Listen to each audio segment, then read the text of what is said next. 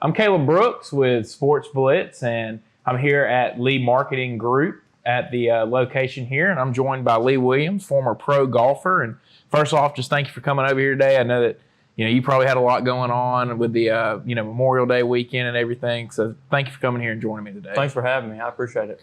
And so we'll get started. We'll talk about you and what all you've gone through. But you're from Alex City, went to Benjamin Russell High School, and if I'm not mistaken, was there a golf program at the time when you were at Benjamin? Okay, so there was a golf program at the time. State. Okay, so y'all won state. Yeah. Okay, so you were all right. Now it's all starting to come back to me.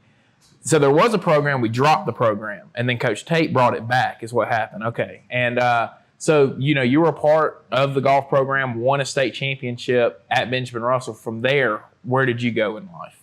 After Benjamin Russell, I went to Auburn University and played golf there on a scholarship, and had a great experience at Auburn. And just by chance, both my parents actually went to Alabama. And when it came time to choose a college, and being that I was playing golf and going to college on a golf scholarship, took a visit at Alabama, took a visit at Auburn as well, and just felt like Auburn was going to be home for me from a golf standpoint. And was a decision that I never regretted. I met my wife there, formed a lot of lifelong friendships, and had a great career at Auburn, and transitioned into professional golf after Auburn. And so, I'm sure it was a tough choice to choose between Alabama and Auburn, especially growing up in an Alabama household. But now, when you went to Auburn, was the Auburn where they do it now, the golf course out there at Yarborough, was that built when you went to Auburn? It was. It was new. It wasn't anything like it is today. We didn't have the facility that's on the range now. The golf program just has a phenomenal hitting. They've got, a few hitting bays that you can put probably 6 golfers in. They've got an indoor putting facility. They've got nice locker rooms. They've got a big common area where they've got ping pong and all kinds of other stuff in there too. And it's just a completely different setup than when I was there. We still had great facilities. At the time, they were as good as anybody's in the country, but we just didn't have quite what they have today. I mean, things have just progressively gotten better and better and better, but I had everything that I needed to succeed. And, it's crazy when you look, now and you see all the stuff these guys have. I look at Benjamin Russell now, we didn't have a locker room or any of that stuff when I played baseball, indoor facility, and they got all that now. But it seems like everybody after you ends up getting all the nice stuff. But, you've got to be very happy to have seen the way that Auburn's golf program has really gotten a lot better over these last few years. And they've really jumped up, and they're on the national map now and are, really right there on the cusp of competing for national championships. Yeah, the coach now, Coach Nick Kleinert, he's done a fantastic job over the last several years. And, I look at them each and every week when they're playing, and they're either winning or, they're top few each week. And they actually just finished nationals and didn't have the showing that they wanted. But, I think they finished maybe in the top 15, which wasn't nearly as good as they did last year, but they had a strong year overall. And obviously last year they won the SEC championship and had a strong showing at nationals as well. But you're right, each and every year they seem to get more consistent, and he's doing a better and better job at getting just a full list of great players where, if somebody is not having a good stretch, they've got somebody that's going to be able to come in and take their place and run with it. So he's done a great job. And so now take me back to being at Benjamin Russell. You're on the golf team. You win the state championship. Did you ever imagine being able to go and play at a place like Auburn and then going on and doing the types of things that you were able to do?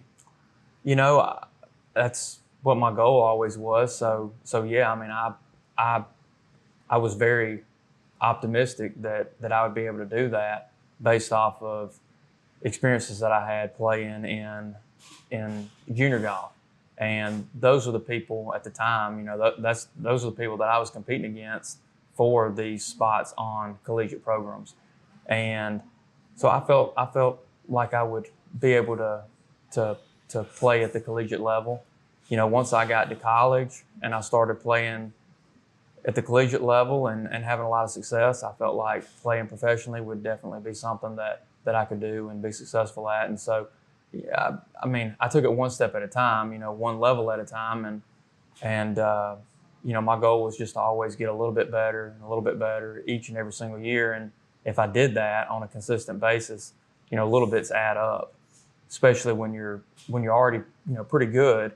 Little bits are a lot. Yeah. And so that was always my goal, just to get a little bit and a little bit better, and keep working a system that I had over and over and over, and it worked.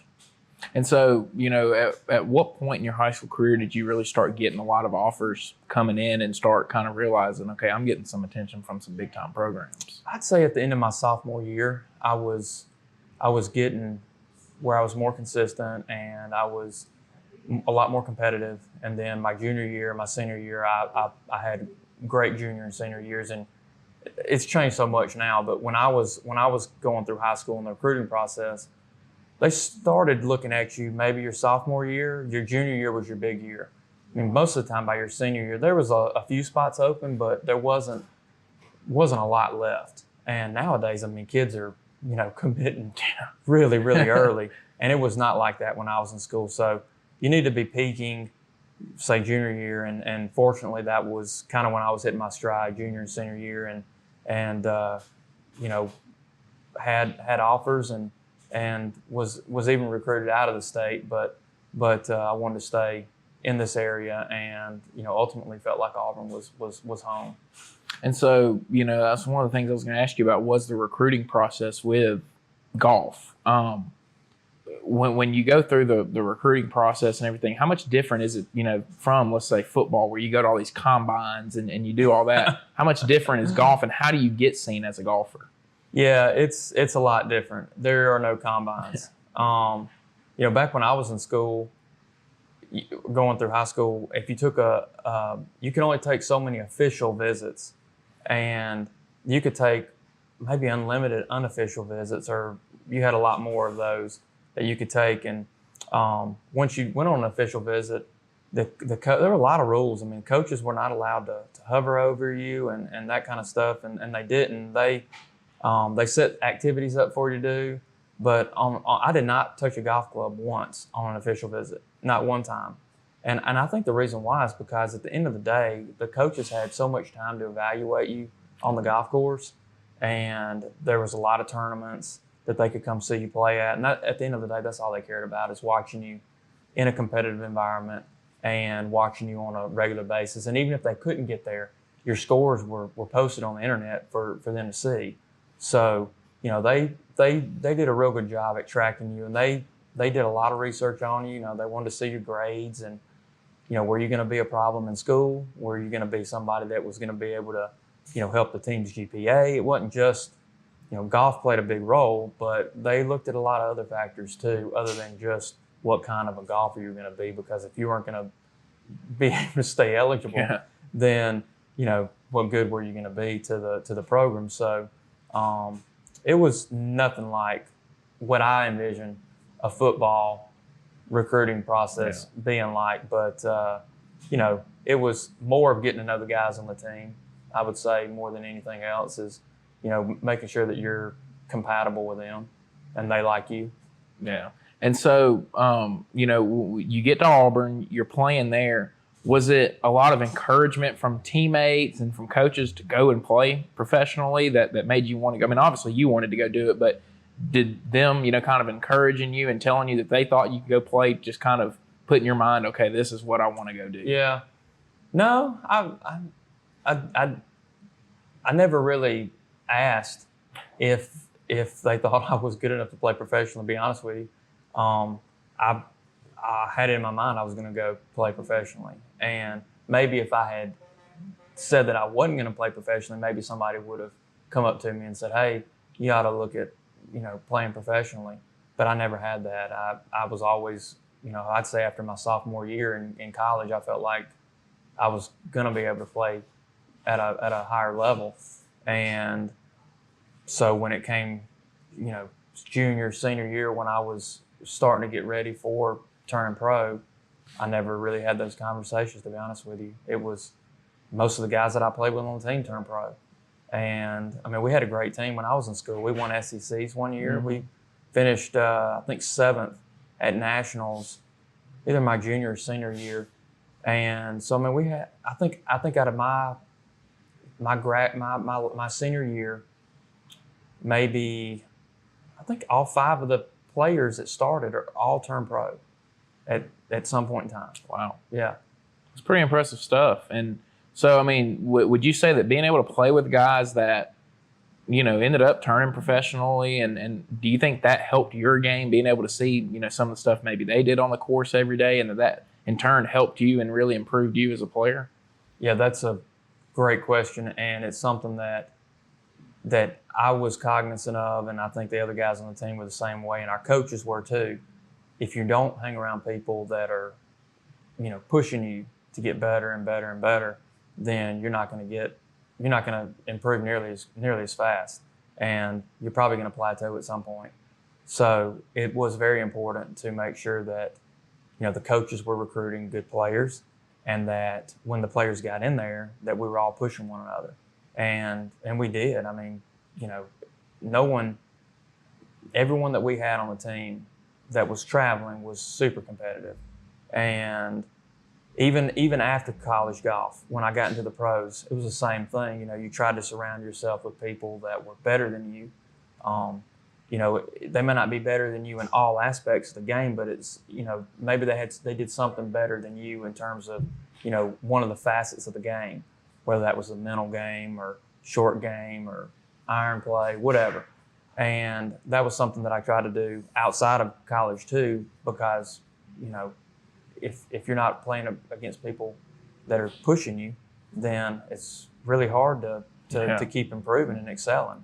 And I felt like our coaches did a great job of that. And the facilities, obviously, that matters a lot. If you're not practicing on facilities that challenge you, then when you go to tournaments, you're going to be lost. If what you play on is not as tough as what you compete on, then it's probably not going to be a good preparation. So I was fortunate from the guys I was surrounded with, the facilities, and like I said, I had everything I needed to succeed.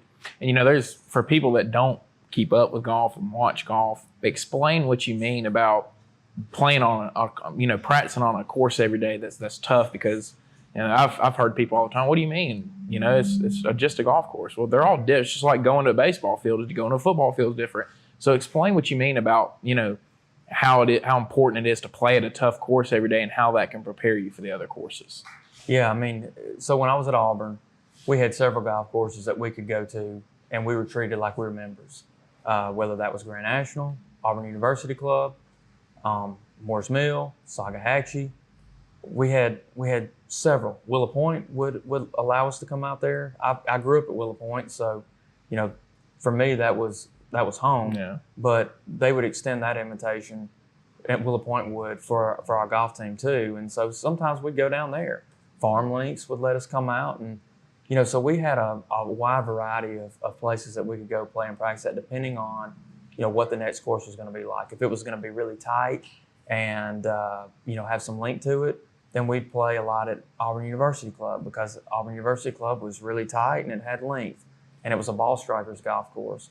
If it was a course that was going to yield a lot of birdies, then we'd probably go to Auburn University. Sagahatchee or Moore's Mill, where you're going to make a lot of birdies, and if you don't, you're going to get lapped.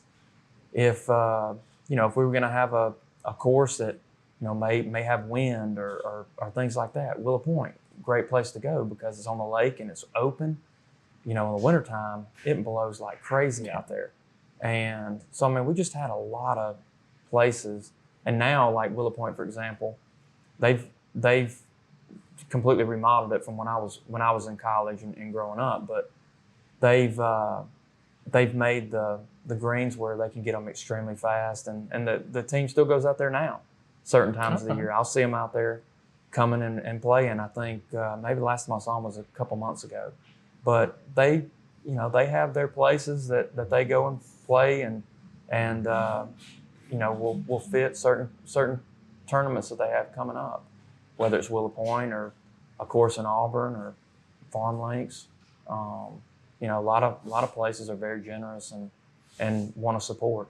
And see, that's news to me. I didn't know that you would go to different courses depending on where you were going to next and how that played. So, I mean, that's interesting to me that you can pretty much kind of game plan, you know, like any sport, and prepare for a certain way. So you make the move from college, you go to professional. What's the process of making that move? You know, I mean, you see guys all the time, they'll go play stuff that looks professional, but they call it amateur. So what's the process of becoming a professional and going and playing those professional tours? It's really just getting in an event and trying to make money and saying you're a pro. Really, there's no paperwork or anything you have to fill out. It's just declaring yourself a pro, and as soon as you win money in an event and take it, then you're no longer an amateur. So that's pretty much what you have to do. And obviously, if you're not competitive, you'll run out of money pretty fast because those events aren't cheap. So you definitely have to be competitive, and you got to be serious about it, or it's not something that's gonna last very long. Yeah. So the process is really just going and playing and making money and taking it. I mean, really. And you know, that's weird compared to other sports, really, when you think about it, because you look at football, you look at basketball, baseball, they got to go through this whole process and fill out all this paperwork, and they have certain dates they have to declare by. But I like that about golf. I mean, if you want to become a professional and you think you're good enough, let's go see, and you never know what could happen. And so, I mean, is that pretty much just the approach that you took is I'm going to go see what I can do, where I can land, and if I can make money off this, then I'm going to try to do this the rest of my life? Yeah, that's pretty much my thought process was felt like I was good enough, number one, and it was something that I was really passionate about, and I felt like I had an opportunity, and I would be crazy not to take it based off of the history that I'd had in junior golf and then in collegiate golf. I felt like it was definitely worth pursuing. And now on the flip side of that, it's not hard to go from amateur to pro, but now going back to amateur that is a lot more difficult. There is a process involved in that and a time period involved in it. But it is weird that to go from amateur to pro, it's nothing. But then to reverse it is the whole process. Yeah, it's a process. Yeah, and I have not started doing that. But is that something that you're thinking about pursuing? I don't know. I mean, I honestly I've given very, very little thought to that at this point, and I don't know if I will or not. My back is not great, and so even if I did go into amateur golf or get my amateur status back, is what it's called, it would be difficult, I think, at least as things stand today, for me to even compete on that level because of the practice, and I wouldn't just want to do it on a 50% basis. I'd be 100% and wanting to be competitive, and right now, the way my back is, I don't. It would be difficult. And so, you go to your first event playing as a pro, were you kind of starstruck walking out there and seeing all the different golfers out there? I mean, what was it like to walk out to your first event and know, all right, I'm about to play in this? I think the first event that I played at, where I was amongst the people that I watched on TV for years, and like Tiger or whoever, and it was the 2005 U.S. Open. I was still an amateur, and it was at Pinehurst, and I kid you not, I was the first one on site, first one, and I was exhausted by the time it came Thursday to even tee it up, because I had been out there, watching everybody and practicing with them and playing practice rounds, and it was a lesson learned that I had to get out of that mode quick. And it took 1 week. That week got me past looking at other people, watching what they're doing and all that, because at the end of the day, that doesn't do me any good. It was something that I probably had to get out of my system at some point or another, and that's something that everybody pretty much goes through. But I was exhausted by the time the competitive days started on Thursday. I was done. So it would have been 2005 Pinehurst U.S. Open. Seeing Tiger, seeing all those guys and getting to be inside the ropes with them, playing practice rounds with them, on the putting green range. Yeah. That was great. That was a great experience and great learning lesson. Yeah, no, I bet it was. And so what tournament would you think back on that really sticks out to you as that's a tournament that I really played well in, and that, I'd be proud to go back and show those results? I think if I did not, my finish was not as good as what I would have, as I feel like I could have done. But in 2006, I played another U.S. Open, and I played that one at Wingfoot, and I was in the top 20 with 9 holes to play, and I ended up hitting a terrible shot going for a par 5 and 2 on I think it was the 11th hole, last round, and ended up making a triple bogey, and I think I finished tied for 30-something, maybe 36. I can't remember the exact position, but that was an event that I feel like I was really, really close to having a big event. Yeah. And one shot in the middle of the fairway, no hazards or nothing, and I make a triple bogey. And I still think about that to this day. What could have been that week, and I wouldn't have been able to win, but I could have legitimately had a top 10 at a U.S. Open, Which is a lot of money. Yeah, a lot of money, but it just a good accomplishment, especially when you're 22 years old, just out of college. That would have been pretty neat. But that was an event that I always felt like fit my game well, and an event that if I was playing well that week, that I could have had a really good performance, and I was close that week. And when you would show up at courses and be preparing for the weekend, were there ever times where you go out there and you shoot and you just say, I'm just not going to have it this weekend, I'm just not feeling it? How often would that happen? It happened. I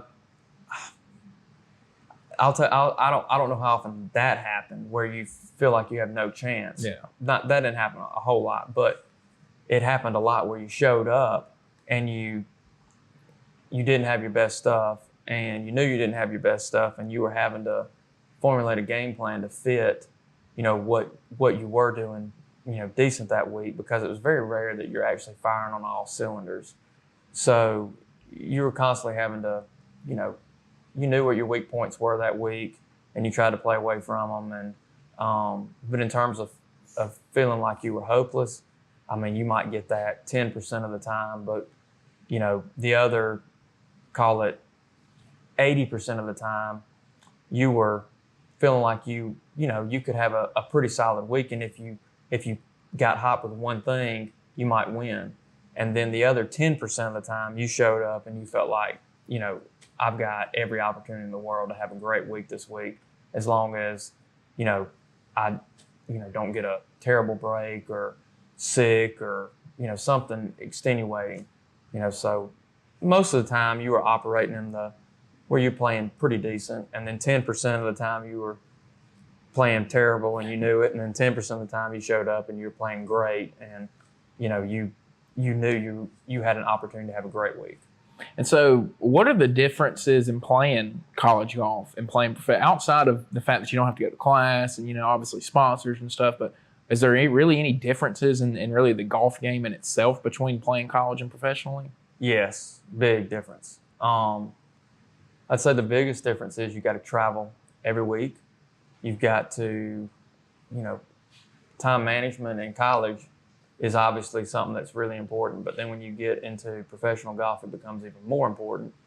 You've got sponsors that you're having to entertain, that you're having to, go and do things for, that, relationships that you're having to build outside of just playing golf. When I was in college, everything was handed to you. Your coach drives you to the event, you get out, coach has the practice rounds and everything lined up. You get a free meal at night, great meal. Your hotel's already lined up for you that week. Everything was done for you. And in pro golf, you're on your own. No one's going to do anything for you. So, having to learn how to book hotel rooms and learn how to book flights and just do all that outside of playing golf and practicing. And then the competition is a lot tougher, because now instead of competing against people within a 4 to 5 year age band, you're competing against people from anywhere from 20 years old to 40 years old, 45 years old. And I mean, that's a big disparity, and a lot more. Yeah. The level of play is way better. It's great in college, but it's way better when you get up to the professional level, because you've just got so many more people and so many more age groups that you're competing against. It's a big difference. Is that one of the first things that jumped out to you? Is the difference in the level of play when you went out there and played for the first time? Yeah, more people can win than when you showed up at a collegiate event. Mm-hmm. At a collegiate event, you had people that you felt like you had to beat for sure if you wanted to win. But there were a lot of people you knew probably didn't have a decent chance. In professional golf, there's still people that you probably don't have a chance at winning very often, but you have more people though that are capable of winning and of shooting low scores, and you have to respect that. And that's something that change is like that. It's like walking through through time to through another door, and all of a sudden you're out of college and you're in something else that's a whole lot more competitive than collegiate golf was. And so what course that you think back on and you go, man, I actually got to play golf at that course? What would be that one course that you think about? I was fortunate. I got to play a lot of great courses. My favorite golf course would probably be a course called Marion up in Pennsylvania, right outside Philadelphia. I played in a U.S. Amateur there, actually. It was an amateur event, but they've played U.S. Opens there, and it's a very well-known historic golf course. That would be a course that I would rank as one of the top courses that I've played in terms of I just liked it a lot. Mm-hmm. But I've been fortunate enough to play. I haven't played Augusta, but I've played Pine Valley. I've played Seminole, Pebble, a lot of great golf courses. Yeah. And at some point, they're all very similar in terms of the condition, the beauty, that kind of stuff. I mean, once you get to a certain level, you just can't do a whole lot better in terms of the conditioning of the golf course. Then it becomes more of the history of the course, how hard it is to get on it, the exclusivity of it, that kind of stuff. How the views. I mean, Pebble Beach, you go out there, and it's just, one gorgeous view after another, after another, after another, and it's just, you can't replicate that anywhere. Yeah. I mean, even here in Alex City, go to Willow Point. The conditions there they're as good as pretty much any tour event I played on. And we've got a beautiful lake there. So, even here locally, we've got a place that's a hidden gem that a lot of people nationwide don't really know a lot about. But, the conditions there, I'd put them on par with a lot of these great courses. It's just that some of these other courses, they've held U.S. Opens and PGA Championships, things like that, tour events every year, and they're just historic and iconic. And fortunately, I've gotten to play a lot of them. So you would just say, I mean, really with a lot of these courses, that it's what's been done there that makes them as special as they are comparative than, to just what the place is, beauty. Yeah. So, and you're not the first person that has brought up Willow Point and said that it's one of the nicer courses they've played at all over the place. Yeah. And I mean, there's a reason it's an exclusive place to go at. And, so you're playing, and then all of a sudden you start having injuries. Yeah. Take me through your injuries and really how they built up, and then when you finally just decided, I've got to call it quits and I can't keep doing this. Yeah, I was 2012. I was playing on the web.com tour, which is the level right below the PGA Tour. And I was in the gym stretching, of all things. I just got done working out. I was having a great year. I think I was 6th on the money list, pretty much locked up to get my PGA Tour card. And for the last couple of years, I'd been playing great. I mean, best golf I'd ever played, consistently, just week in and week out, just having great event after great event. And I'm stretching, and all of a sudden, I feel something in my back. So the next day, I go out to the golf course, and it's the final round, and my back was hurting me all day, and it just progressively got a little worse, a little worse, a little worse. And so I just I just thought maybe I strained something. And first time I'd ever had any kind of a back problem ever in my life, and or on that magnitude. And so the next week I'm up in Pennsylvania, and my wife's traveling with me, and I think I took the next day off, Monday off. And then Tuesday, I go back out to the golf course, start trying to practice and getting ready for that event that week. And back's killing me, getting worse. Played the Wednesday Pro-Am, back's still horrible. And at this point, I mean, I can barely even swing. I mean, it's not just in my back, it's bleeding into my rib cage. And so I told my wife, well, I'm going to try and see what happens. You know, if I don't play well, then you know, we'll leave early, and I'll take the next week or something off and see what's going on. Well, ended up having withdrawal during the first round, playing terrible, back's killing me, can't hardly swing. And so end up coming back home and I could sit here and talk an hour about everything that I had happened, but I ended up, of all things, going to several different doctors, kept trying to play that year, lost my spot on the money list. So I went from 6th to, I think I finished the year at 16th or something like that, 18th on the money list, top 25, get your tour card. So I got my card. Going to 2013 back, still killing me. I've gone to a few different doctors. No one can really figure out what's going on. 2013 rolls around, and I've got my tour card. And I play a whole year out there, played terrible. Worst golf I've ever played in my life.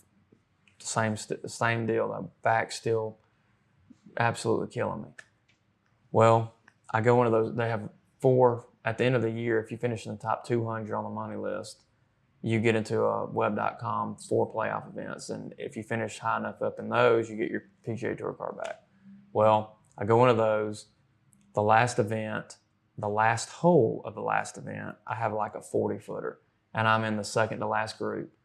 And I know I've got to make this to get my card back. Well, I made it, and I got my card back. So going to 2014, back on the tour, and back's still killing me, same old stuff, playing terrible. And anyway, get to Pebble Beach, AT&T Pebble Beach Pro-Am. Now I'm get paired, this is an amateur pro event, okay? And I get paired with a radiologist that's one of the best back radiologists in the world. So I tell him what I've got going on. He says, send me the MRI. So I send him my disc. Calls me, he says, look, this is what you got going on. And I said, so you diagnosing me?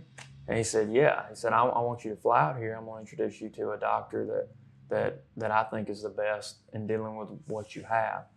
So I went out there, got treatment done, tried to play, just wasn't going to happen. So anyway, I decided to take a medical about halfway through the year, and thought that, I would continue to work with a doctor and I would end up getting, well. Well, it didn't happen. Ended up, the doctor said that I was permanently disabled from playing professional golf because of a deal that I have going on in my back. And I've had, 50 injections probably. I've seen 5 different doctors. I've done some off the wall kind of stuff treatment wise, trying to, see if that would work. And finally, the doctor just said, just not really anything that can be done. And so that's how I got out of golf. It wasn't bad play. It was a freak deal that, the doctor termed an avalanche happens because snowflakes keep falling. And eventually that last snowflake causes that avalanche. And it's no different than what I had. I had this in my back and I just didn't know it. And I was stretching, and it was, just something that triggered it. And once it was triggered, that was it. I mean, I still, to this day, it started in 2012, we're in 2019. So 7 years later, I still have problems. I mean, I can only sleep a certain way. I mean, I can only practice for so long, work out a certain way, everything. My whole life revolves, for the most part, a lot of stuff that I do revolves around my back. And it was a nightmare playing with it. And, I hate the way that it ended because it didn't end on my terms. Obviously, it was something that I couldn't control, but at the end of the day, I was fortunate to be able to play and do something that I loved and was passionate about. And it taught me a lot about, whether it's work ethic, passion, integrity, forming relationships, a lot of stuff, just life lessons that I learned on the golf course, and stuff that I look at it, maybe it prepared me for, maybe it was just preparing me for the rest of my life and what I'm doing now. And I look back on it as I'm not bitter about what happened. It's part of life. Things happen, and you got to move on and reevaluate and make the best of what you got. Yeah, and I think that you said it right. You got to go do something that it taught you a lot and that is special. Not a lot of people get to go do what you were able to go do. And so whether you got to play for 3 years, 4 years, 25 years, it doesn't matter. You're in that group of elite people that, not a lot of people get to be in that group that get to go play professional golf or a professional sport, period. Now, did the doctor say that it was because of golf that your back got messed up, or is it something that you were just born with and finally was true? It was just something you were born with? Yeah, something I was born with. I didn't do anything wrong. I didn't. Obviously, a golf swing is not a natural move on your spine. Your spine was not designed to twist and torque like golf does, but it probably sped it up. But it did not cause what I have. It's more genetic and something that was just bound to, it was going to happen, at some point in time or another. Yeah, it happened while you're stretching. Yeah, it happened that's when I first felt it. I was doing a stretch that I was separating my lower body from my upper body, something I did every day when I stretched because it's imperative to golf. Being able to separate your lower body from your upper body, that's what creates the torque and gives you a lot of speed. And I was just doing normal stretches after I had worked out. It wasn't like I was trying to do more than what I could because I wasn't loose or anything. I was loose as I could be. Just doing something you do all the time. Yeah, just a freak thing. And it's amazing how that can happen to you. I mean, and it happens all the time. And so you can kind of relate to Tiger Woods a little bit and what he had to go through with his back injuries and playing through that. And, when you have a back injury and you do try to go play golf, how much obviously, your back's the biggest part of playing golf. So how much does it really affect you and affect distance, affect everything that you're doing out there with golf? Oh, your back is your engine, to golf. If your back is out, you can't play. Tiger, arguably the best player to ever live, and he had a back issue, and you saw what it did to him, and he's the best. So if you're me, who is not Tiger, and you have a back issue, then just imagine trying to compete against those guys and be hurt.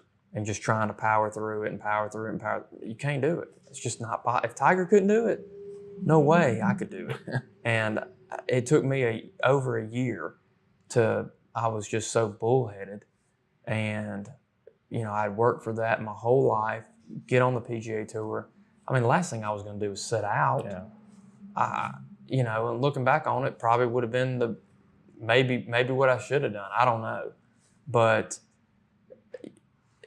it was something I've been working up to in hours, thousands of hours of practice and balls and sacrifices that not only I made, but my wife, my parents, my brother when I was growing up. I mean, just a whole lot goes into getting to where I was, and I wasn't just going to lay down. Yeah. I just wasn't. And it took a year and a half, and finally I said, this is it. I threw in the towel and took a medical and tried to get better, and spent a good solid 3.5 years at pursuing, trying to get where I could go back and play. And I tried to go back, and even entered an event overseas. And I don't know, a few weeks before the event, I said, there's no way I can go. No possible way, and pulled out. And that was the last time I tried to enter anything. And so I'm sure that you can have a little bit extra respect for what Tiger was able to accomplish going and winning the Masters, coming back from an injury very similar to yours. Yeah, Tiger, what he had was something that I guess is somewhat fixable.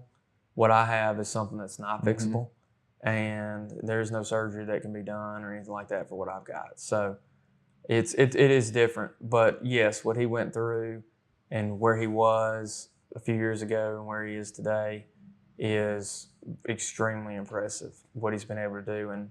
And I mean, it's hard to ever bet against the guy. Yeah. I mean, whenever you think he's done, he proves you wrong, whether it's going through swing changes like he's done throughout his career, and then now the injuries that he's got with his back, and before his back he had knee problems. And I mean, he's been resilient. If you can say whatever you want to about him, but he's resilient. Yeah, I mean, some of the stuff he kind of did to himself, but he still really had to work his way back to what he's doing now, and I feel like he's earned, the position that he's in. So he has, no doubt. I mean, he the things that he had happen, which we all know, he hit rock bottom, and he paid a dear price for what he did, and he fought back, and it was you look at when all this stuff happened in his personal life to today, and think of how long of a process that was to get back to where he is now. I mean, golly, that's 10 years, it seems like. I don't know how many years it was. 10, yeah. Is it 10 years? That was a long time. It's a long time. And he kept fighting and fighting, and I mean, he's back to where he is, and you got to respect whatever the other stuff was. You got to respect on the athletic side what he did and what he fought back from to get to where he is now. Not just the personal stuff, his back injuries and all that. I think especially in a game that's as mental as golf is, to be able to get past all that mentally and then be able to go and perform the way that he has is what you really have to respect for him, because he could have let all that really break him down and ruin his whole career. And instead, he's built himself back up to being what people thought he could be. Yeah, and I think there still is some mental scar tissue in there from I watch him play now versus years ago, and just like watching him putt, some of the chip shots that he hits now, off tight lies, just things that maybe some other people don't notice. He's got some scar tissue. The way he hits some of the tee balls that he hits. There's some demons that he fights, and it's, I mean, you add that in there too. And for him to win the Masters, and I think he's top 5 in the world now again. Yeah. First time he's been top 5 in the world, and I can't remember how many years. It wouldn't surprise me if he became number 1 at some point again. He's got some running to do to catch Brooks Koepka, but I mean, I wouldn't put it past him. And you have to really enjoy seeing how much that golf's always been a popular sport, but television has really helped it grow even more. And now, we're talking about Alabama and Auburn. College golf is getting televised now. You have to really appreciate seeing how much the sport is continuing to grow after all these years. Oh, I think it's awesome. It's the beauty of golf is you can play it your whole life. You can play it against people of all kinds of talent levels and compete against them. You can't do that in many other sports. I mean, you cannot go play basketball or baseball and actually get a true game against somebody. Yeah.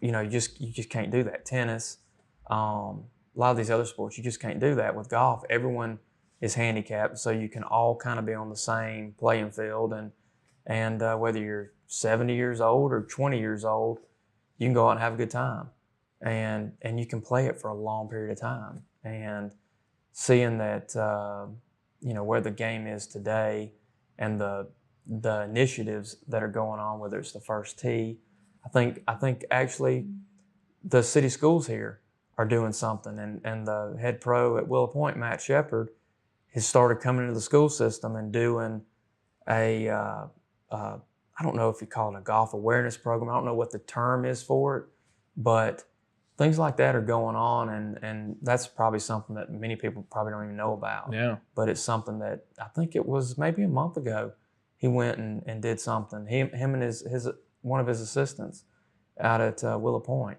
So, you know, people are definitely trying to get out and grow the game and get more people involved that may not have access to a private club or, you know, enough money to go out and buy a decent set of clubs, because it is cost intensive. Yeah. It's not a cheap sport to pick up. And there are a lot of people out there that want to help. I mean, you see it with, you know, the way the game's trying to be grown right now. Junior golf is something that a lot of thought has gone into, and a lot of initiatives, and I mean, no more so than the first tee and what's going on in Augusta. You know, Yeah. what they're doing, that didn't exist when I was growing up. I mean, you know, nothing like that whatsoever. And what's pretty cool is one of the guys that's in charge of that is actually a member at Willow Point. Really? Mm-hmm.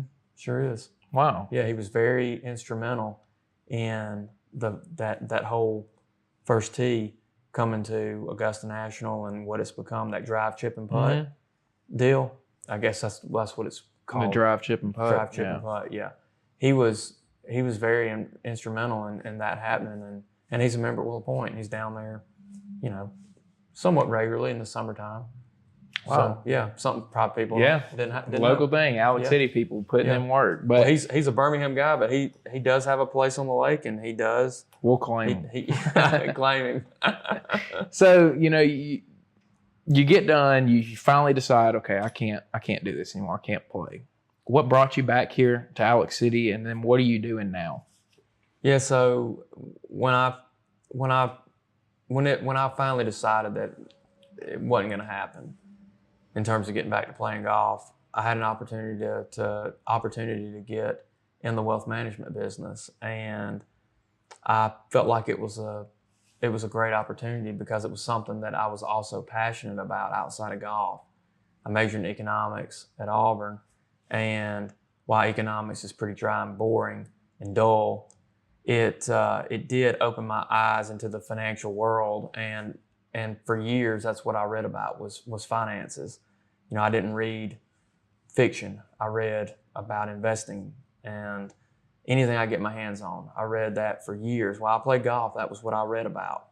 And, you know, that was kind of my hobby outside of playing golf. And so when I had the opportunity to do something else that I was passionate about, and something I felt like kind of aligned with golf in terms of, you know, the relationships, because golf at a professional level was a lot about relationships, and it was a lot about passion. So those two things I felt like I had with the wealth management. And, you know, risk management, when I was playing golf, it's a different type of risk management, but I was calculating odds all day of what's the likelihood I can pull this shot off? You know, what's the likelihood given the wind direction and how I feel, the temperature, the lie, you know, all those variables. And each one of them's different, you know, day to day, hole to hole, just like clients. Every client's different. No one makes the same amount of money. No one has the same, you know, goals. No one has the same risk tolerance.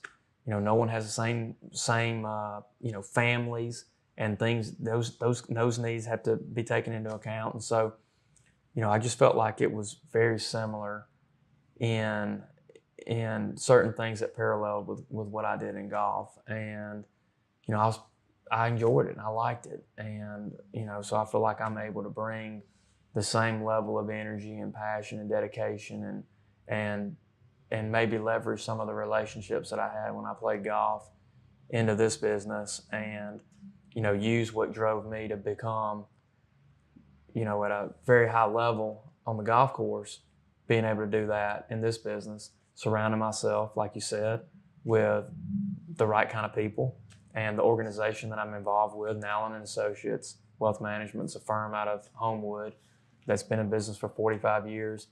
The resources that they have, the team that they've put in place, the partnerships that they have in place, and then friends that I've made since I've been in the business, whether it's in New York or Mississippi, and getting around people that can push me and constantly help me get better and better and better each and every day, just like I was doing in golf. And I feel like working the same process and learning what I learned in playing golf is something that is going to help me immensely in this business and getting to the level that I was in golf, and that's my goal. I want to do the same thing in this business that I did in golf, just in a totally different industry. Yeah, and I think you see that with athletes a lot, is they carry over that competitiveness from playing a sport into the work world, and they want to be, they're gonna use the competitiveness that they had in their athletics and carry it over and use that to be the best they can be in the work world. And they approach things. And Randy tells me that all the time. He talks about, I just treat it like it's a game, like I'm going out and playing a game and I'm competing against people. And, I think that that's it separates athletes from regular people, because you're able to do that and because you have that competitive spirit in you. Yeah, the competitiveness definitely plays a huge part in it. But two, for me, it was about the process too, because when I played golf, just being competitive only takes you so far. At some point, you've got to have a process that allows you to take advantage of your competitive nature, right? Mm-hmm. If you don't have a process in place, that competitive spirit only gets you so far. If you want to get to the next level, there has to be a system in place. And I had a system when I played golf, and I feel like it was universal, whether I was playing golf or doing what I'm doing now or something completely different, it would work. And I'm taking that and I'm plugging it into what I'm doing now in wealth management, and I think that it will serve not only my clients well, it'll serve me well too, and constantly helping me to get better and better and better, and being able to take advantage of my competitive nature. And so being a former Benjamin Russell golfer and an alumnus, it's got to make you happy to not only see that the golf program came back, but now to see where they got to this year, and to see them making a Final Four and getting back to where you guys have been before. Where you went. It's been fun to watch. I talked to Coach Tate about a week ago, and it's been fun to really see that program grow. And golf in Alexander City has grown, I think, since that program came back. Oh, no doubt. It was kind of like when the junior college left years ago. That was a big blow. Yeah. And whether it's Benjamin Russell or our junior college program, they're both programs we need. And I think we've got one kid, Dylan Munkus, right now. Yeah, on the CAC team. Yeah, he's and just won nationals. Yeah. So Dylan was a part of that team, and he came out of the Benjamin Russell golf program. My brother played at Central Alabama for 2 years before he went and played at Auburn after that, but he came out of Benjamin Russell. So there's been a few people that have come. I think right now there may be one or two kids on the team that could possibly play at the junior college or somewhere else, and we'll wait and see what happens. But I'd be surprised, and I haven't talked to Coach Jennings about it, but be surprised if there's not one or two that he's looked at and considered, especially with the success he's had with Dylan Munkus, and Dylan will be coming back next year, and I'm sure he's going to be hoping that he can help the new guys build on what they did this year. Yeah, I talked to Coach Jennings and Dylan last week as well, and that was one of the things that they talked about, and he talked about how Dylan's going to have to be a leader this year and step up. But that it's good for him and good to see a guy that is from Benjamin Russell. He's a part of a national championship program, and now he's going to be looked at as the guy that has to lead that program next year as they try to, repeat as national champions. And, it's impressive to see I know Matthew Cush is on the golf team this year, and he had a great year and really helped carry them to that Final Four finish. So it's been fun to see the golf program, get back and grow the way that it has. And golf as a sport while it's always been popular, I think it's really starting to grow into a nationwide phenomenon where people are sitting down glued to their TVs from Thursday to Sunday and watching it. So I'm enjoying seeing it grow. I'm enjoying learning about it. I'm learning more about golf. I'm not a huge golf player. The one time I went out and played, I shot 126 in 18 holes. So that tells you what kind of golfer I am. But you can only get better. Yeah, well, there's only one way to go, and that's up. So I might have to go give it another shot. No, down in golf. Oh, well, yeah, down. Yeah, I need my score to go down. You don't want to go up anymore. Up in the rankings, down in the score. But I really appreciate you coming in and joining me today, and kind of telling your story. And like I said, you've gotten to live a life that a lot of people would kill to live. And even though you didn't get to do it for as long as you wanted to,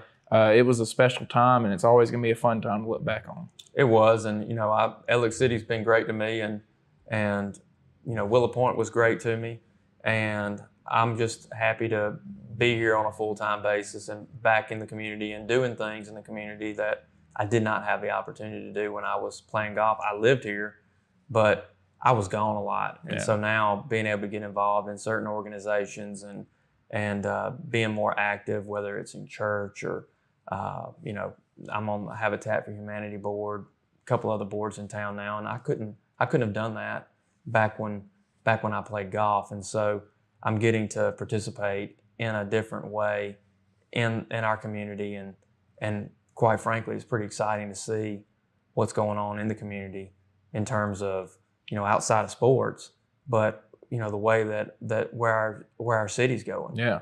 And who knows, maybe that translates into more athletes, and maybe our football program continues to get better and better, and we can continue to try to compete for more state championships, not just in football but golf, maybe basketball, things like that, as we can if we can continue to get more people here in Alex City and maybe retain some people. So I think sports and our town, it's an exciting time here locally in Alex City, and I'm happy to be here and be a part of it. Well, like I said, thank you for joining me here today, and I think everybody appreciates what you've done. Coming back and helping out around the community, and like you said, I'm enjoying seeing this town grow and this city grow, and hopefully it'll just continue to grow. Yeah.